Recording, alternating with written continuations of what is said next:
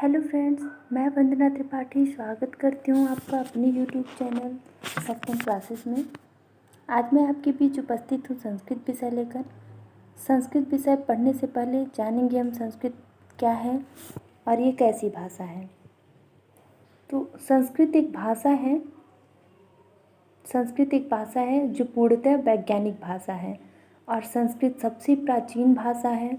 विश्व में सबसे प्राचीन भाषा संस्कृत है। इसे देव भाषा भी कहा जाता है और इसे वैदिक भाषा भी कहा जाता है। संस्कृत को दो भागों में विभक्त किया गया है, वैदिक संस्कृत और लौकिक संस्कृत। वैदिक संस्कृत में आ जाएगा वैदिक व्याकरण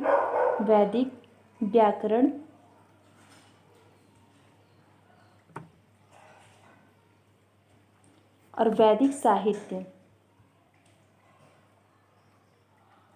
वैदिक संस्कृत में वैदिक व्याकरण और वैदिक साहित्य आ जाएगा। तो वैदिक व्याकरण से हमारे यूपी टेट एस्टेट में प्रश्न नहीं पूछे जाते और वैदिक साहित्य से कुछ प्रश्न बनते हैं। हम जान लेते हैं उनके बारे में कि वैदिक साहित्य से कितने प्रश्न बनते हैं। वैदिक साहित्य में क्या है? ग्रंथ है, वेद है, ब्राह्मण, आरण्यक, उपनिषद हैं। वेदांग के बारे में प्रश्न बनते हैं, आपके लिए ये महत्वपूर्ण है और इसे जानेंगे कि वेदांग कितने होते हैं, वेदांग की संख्या कितनी होती है और क्या होता है। तो वेदांगों की संख्या 6 होती है। वेदांगों की संख्या 6 होती है, जिसमें पहले नंबर पे है शिक्षा, घ्राण, शिक्षा, कल्प, व्याकरण, निरुक्त, छंद, ज्योतिष। शिक्षा, कल्प, व्याकरण, निरुक्त, छंद, ज्योतिष। अब शिक्षा को क्या कहा जाता है? घ्राण कहा जाता है। शिक्षा को घ्राण कहा जाता है, जिसका अर्थ होता है नासिका, सूंघने का कार्य करता है। ये सूंघने का कार्य करता है। कल्प को हाथ कहा गया है। कल्प को हाथ कहा गया है, हस्तव जिसे कहते हैं। व्याकरण को मुख कहा गया है। वेदों में व्याकरण को वेद रूपी पुरुष का मुख कहा गया है। जैसे एक पुरुष के लिए मुख अनिवार्य होता है, उसी प्रकार वेद के लिए व्याकरण। अब निरुक्त कान कहा जाता है, निरुक्त को कान कहा गया है और छंद को पैर कहा गया है। जैसे पैर आगे बढ़ने का कार्य करता है, उसी तरह छंद भी अपने लय में आगे बढ़ने का कार्य करता है। और ज्योतिष को नयन कहा जाता है, नेत्र कहा गया है, देखने का कार्य करता है। ये ज्योतिष देखने का कार्य करते हैं, इसलिए इन्हें नयन कहा गया है। लौकिक संस्कृत के बारे में जानेंगे। तो लौकिक संस्कृत में एक लौकिक साहित्य है और दूसरा लौकिक व्याकरण।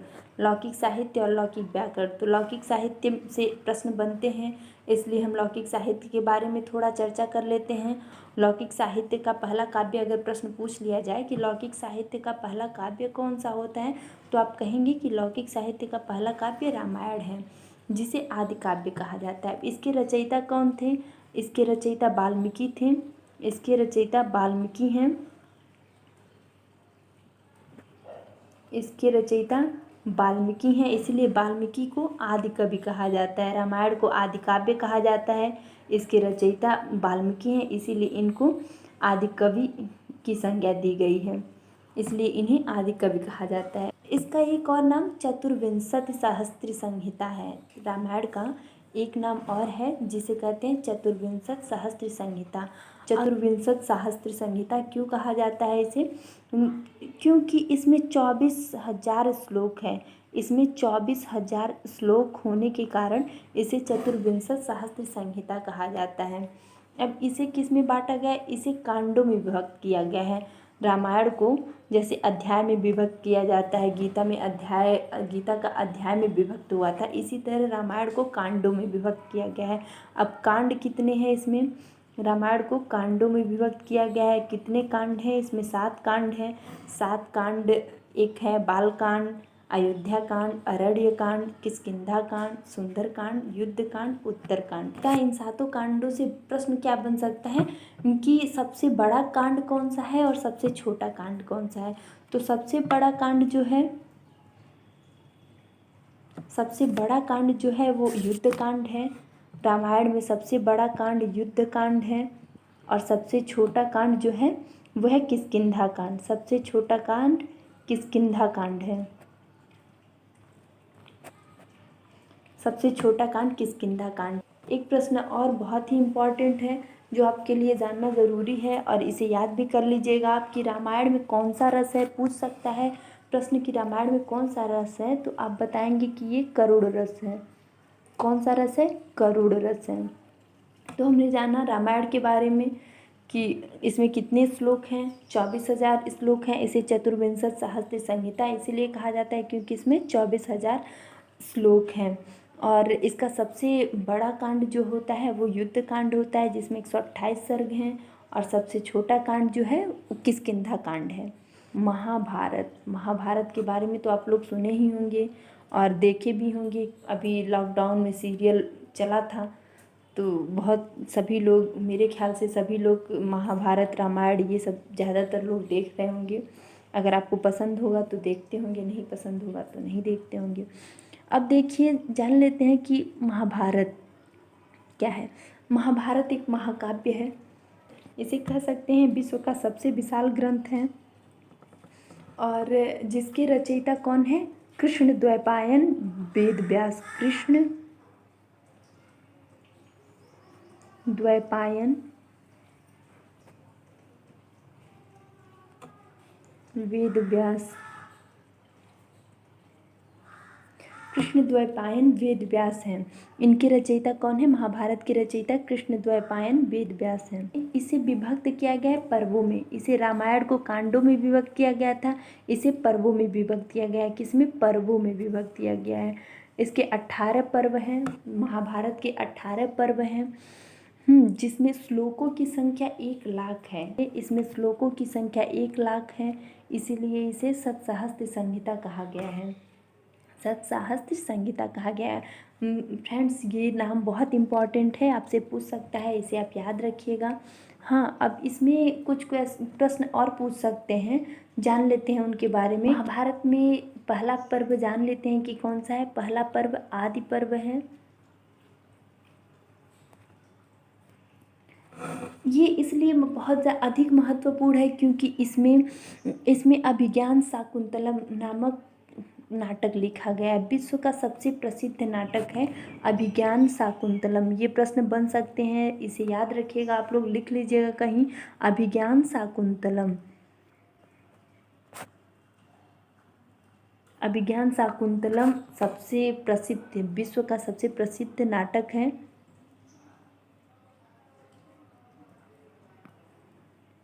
जिसके रचयिता कौन है? कालिदास। इसके रचयिता कालिदास हैं। अभिज्ञान शाकुंतलम विश्व का सबसे प्रसिद्ध नाटक है जिसके रचयिता कालिदास हैं। अंतिम पर्व जान लेते हैं। 18वां पर्व कौन सा है? स्वर्गारोहण। स्वर्गारोहण 6वां पर्व महत्वपूर्ण है। इसे भीष्म पर्व कहते हैं। इसे भीष्म पर्व कहते हैं। 6वां पर्व कौन सा है? भीष्म पर्व है। ये भी महत्वपूर्ण है क्योंकि ये इसलिए महत्वपूर्ण है, इसमें श्रीमद् भगवद गीता लिखा गया है। इसमें श्रीमद् भगवद गीता लिखा गया है। भीष्म पर्व में श्रीमद् भगवद गीता लिखा गया है। ये पर्व इतना महत्वपूर्ण क्यों है? क्योंकि इसमें श्रीमद् भगवद गीता लिखा गया है जिसमें श्लोकों की संख्या 700 है। श्रीमद् भगवद गीता में श्लोकों की संख्या 700 है और अध्यायों की संख्या 18 है। अध्यायों की संख्या 18 है। कौन सा है? 6वां पर्व भीष्म पर्व है जिसमें श्रीमद् भगवद गीता लिखा गया है और इसमें श्लोकों की संख्या 700 है और 18 अध्याय है। इसमें और एक प्रश्न बन सकता है कि इसमें कौन सा रस है? तो शांत रस है। इसमें कौन सा रस है? शांत रस है। और महाभारत में भी शांत रस है। रामायण में आपने देखा करुड़ रस है और महाभारत में शांत रस है। महाभारत में कौन सा रस है? शांत रस है। श्रीमद् भगवद गीता में भी शांत रस है। अब इसमें जान लेते हैं कि महाभारत में सबसे बड़ा पर्व कौन सा है और सबसे छोटा पर्व कौन सा है। इससे भी प्रश्न बन सकते हैं। तो महाभारत में सबसे बड़ा पर्व कौन सा है? शांति पर्व है। महाभारत में सबसे बड़ा पर्व शांति पर्व है और सबसे छोटा पर्व क्या है? महाप्रस्थानिक है और सबसे बड़ा शांति पर्व है। तो आपने रामायण के बारे में जाना। तो महाभारत के बारे में क्या क्या जाना आपने? विश्व का सबसे विशाल ग्रंथ है ये और इसे किसने लिखा है? कृष्ण द्वैपायन ने लिखा है। किसने लिखा है? कृष्णद्वैपायन ने लिखा है। और इसे पर्वों में विभक्त किया गया, रामायण को कांडों में विभक्त किया गया और इसे पर्वों में विभक्त किया गया है। इसमें कितने श्लोक हैं? 1,00,000 श्लोक हैं, जिसके कारण इसे सतसाहस्त्र संहिता कहा गया। और इसका एक और नाम है दोस्तों, इसका एक और नाम है आर्ष काव्य। इसे आर्ष काव्य भी कहा जाता है। ये भी आपके परीक्षा में प्रश्न पूछ सकता है, तो इसका भी ध्यान रखिए आप कि इसे आर्ष काव्य भी कहा जाता है। और इसका जो पहला पर्व है वो कौन सा है? आदि पर्व है, जिसमें अभिज्ञान शाकुंतलम नाटक लिखा गया है, जो जिसके रचयिता जो हैं वो कालिदास जी हैं। और इसे विश्व का सबसे प्रसिद्ध नाटक माना गया है। और इसका 8वां पर्व कौन सा है? स्वर्गारोहण है। और एक और पर्व आपने जाना जिसमें श्रीमद् भगवद गीता लिखा है, वो कौन सा पर्व है? 6वां पर्व है। और भीष्म पर्व, जिसे भीष्म पर्व कहा गया है, जिसमें शांत रस है। महाभारत में भी शांत रस है। और श्रीमद् भगवद गीता में कितने श्लोक हैं? 700 श्लोक हैं और 18 अध्याय हैं। और रामायण में 24,000 है और इसमें महाभारत में 1,00,000 है, याद रखिएगा। और श्रीमद् भगवद गीता में 700 श्लोक हैं, 18 अध्याय हैं। लौकिक साहित्य के नाटककार कुछ हैं, उनके बारे में भी जान लेते हैं। जो प्रथम नाटककार थे लौकिक साहित्य के, प्रथम नाटककार वो भास थे। प्रथम नाटककार भास थे। हालांकि कालिदास जी भी नाटककार थे, लेकिन उनसे सबसे प्रथम, उनसे भी पहले जो भास थे वो प्रथम नाटककार थे। और उसके बाद कालिदास जी हुए, फिर बाण भट्ट, दंडी, ये लोग हुए।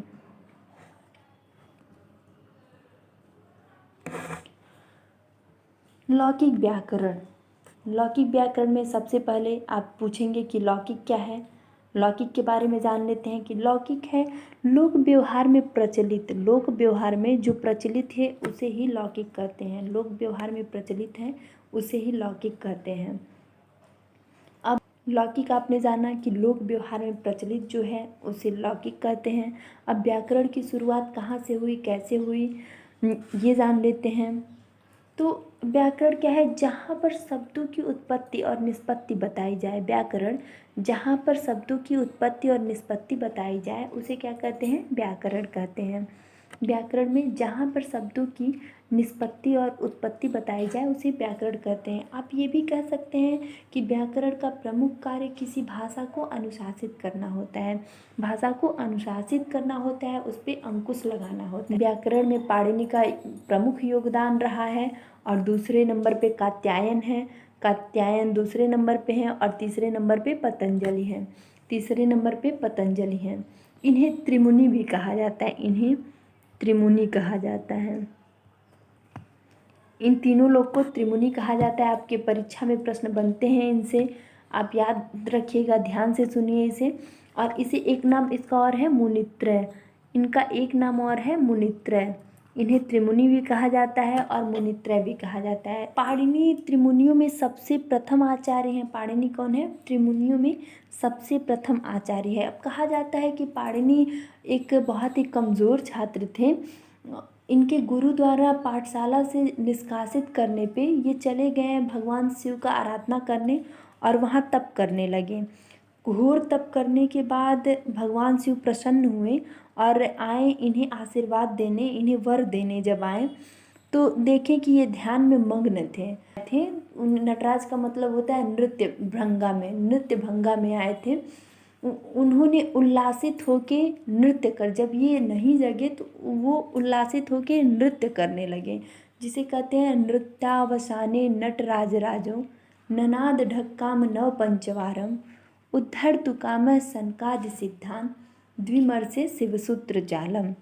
कहा जाता है कि नृत्य की मुद्रा में स्वयं नटराज आवाज़ के डमरू पे 14 बार आघात किए और उस ध्वनियों को पाणिनि ने संकलित कर लिया। उसी ध्वनि को जब वो नृत्य कर रहे थे, डमरू पे जो आघात हुआ उसी ध्वनि को पाणिनि ने संकलित कर लिया। वो 14 बार बजे थे, जिससे माहेश्वर सूत्र की उत्पत्ति हुई, जिसे संकलन करके माहेश्वर सूत्र की उत्पत्ति हुई।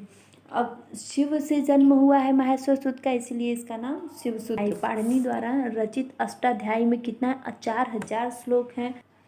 विवाद अष्टाध्यायी में लगभग 4000 श्लोक हैं। पाणिनि ने अपने अष्टाध्यायी ग्रंथ में व्याकरण को संकलित किया है और व्यवस्थित तरीके से लिखा है। इसमें 8 अध्याय, अष्टाध्यायी में 8 अध्याय हैं, इसलिए इसका नाम अष्टाध्यायी पड़ा।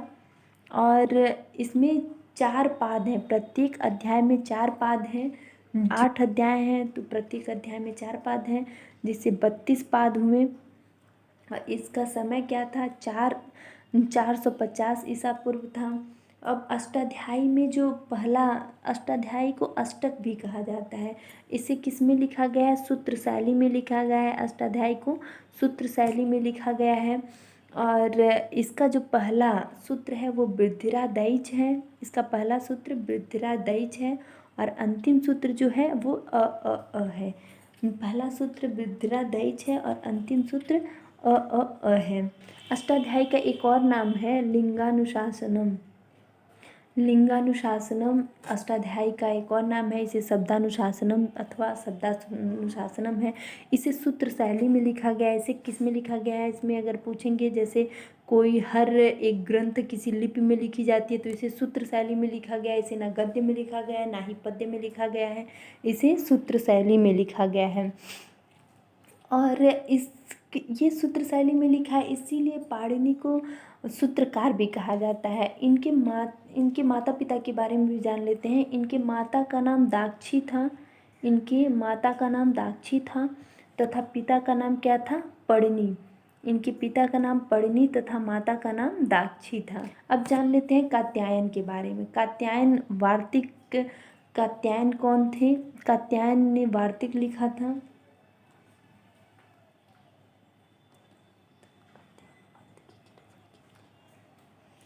कात्यायन के, कात्यायन कालांतर में कात्यायन ने वार्तिकी की रचना की थी। वार्तिकी की रचना की थी, इसीलिए इन्हें वार्तिकार कहा जाता है। इनका एक नाम और है वररुचि। इनका एक नाम और है वररुचि। इनका समय क्या है, 350 ईसा पूर्व। इनका समय 350 ईसा पूर्व। इनके बारे में इतना ही है, ज़्यादा पूछा नहीं जाएगा। पाणिनि पहले हैं और ये महत्वपूर्ण भी हैं। इनके बारे में ज़्यादा प्रश्न बन सकते हैं। अब पतंजलि के बारे में जानते हैं। महर्षि पतंजलि ने महाभाष्य की रचना करी थी। महाभाष्य की रचना करके संस्कृत व्याकरण को पूर्ण किया था। संस्कृत व्याकरण जो था, अष्टाध्यायी में जो संस्कृत व्याकरण था उसको पूर्णता प्रदान की थी। महाभाष्य का रचना करने के कारण इन्हें भाष्यकार भी कहा गया। महाभाष्य व्याख्यात्मक था। इसका समय क्या है, 150 ईसा पूर्व। इसका समय क्या है, 150 ईसा पूर्व। ये 2 लोग के बारे में और जान लीजिए। भट्टोजी दीक्षित, भट्टोजी दीक्षित सिद्धांत कौमुदी लिखे थे। अष्टाध्यायी पुस्तक पर लिखे थे। अष्टाध्यायी पुस्तक पर लिखे थे, 17वीं शताब्दी में इन्होंने लिखा था अष्टाध्यायी पुस्तक पर सिद्धांत कौमुदी। इनको वृत्तिकार भी कहा जाता है। इनको वृत्तिकार भी कहा जाता है। देखिए आप लोग, वार्तिकार और वृत्तिकार में कंफ्यूज मत होइएगा। वार्तिकार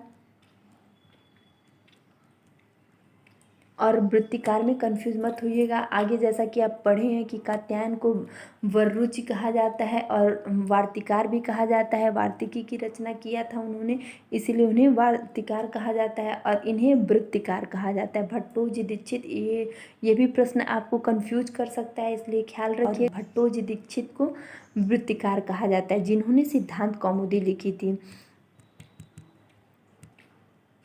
अब वरदराजाचार्य, इन्होंने लघु सिद्धांत कौमुदी लिखी थी।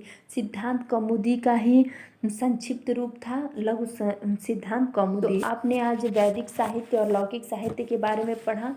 अब संस्कृत व्याकरण के बारे में जान लेते हैं। व्याकरण की उत्पत्ति, आपने लौकिक व्याकरण जाना कि हाँ व्याकरण की उत्पत्ति कहाँ से हुई, किसने किया। अब व्याकरण का हम शब्द विन्यास देख लेते हैं कि व्याकरण का शब्द विन्यास क्या है। व्याकरण का शब्द विन्यास करने से पहले हम संस्कृत का शब्द विन्यास कर लेते हैं। तो संस्कृत में सम उपसर्ग है। सम उपसर्ग है जो किसी शब्द या धातु के आगे जुड़ जाता है उसे उपसर्ग कहते हैं।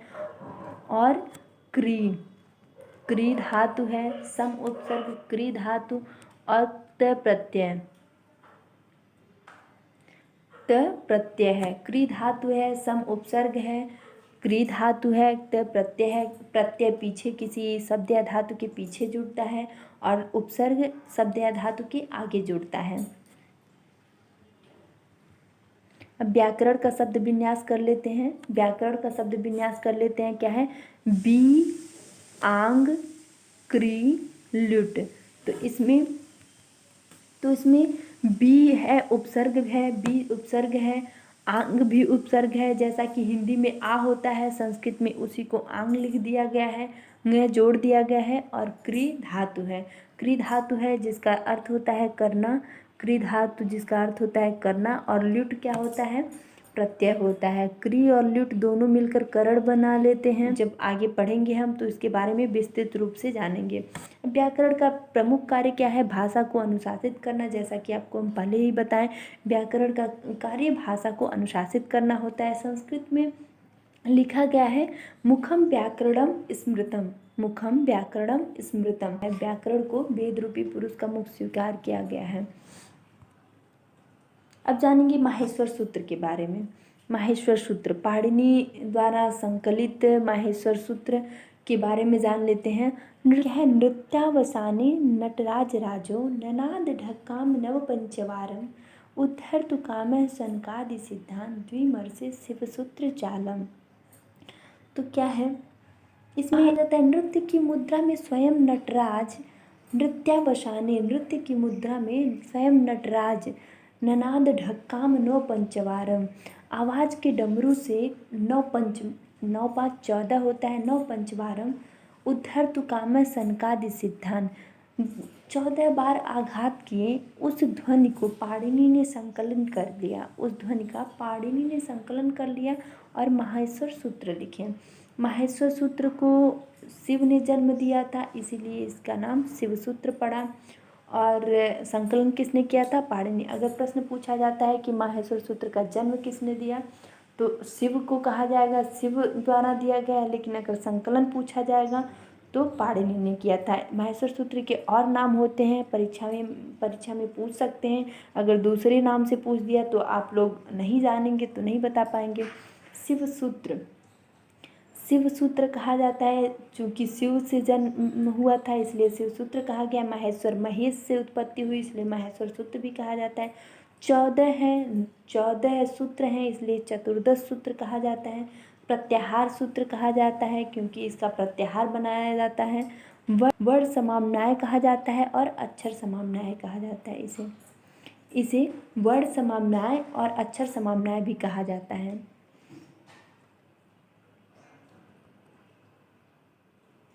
अब शिव सूत्र माहेश्वर सूत्र पढ़ लेते हैं, इसे आप लोग याद कर लीजिएगा। अ इ उड़ ऋल एओंग ऐऔच हैवरट लड यमंगणनम। ये इसे बहुत लोग पढ़ते ई नहीं होता है, यमंगणनम, यमंगणनम। झभैय घड़दस जब गड़दस पढ़ेंगे। खफ छठत चटतव कपय ससर हल।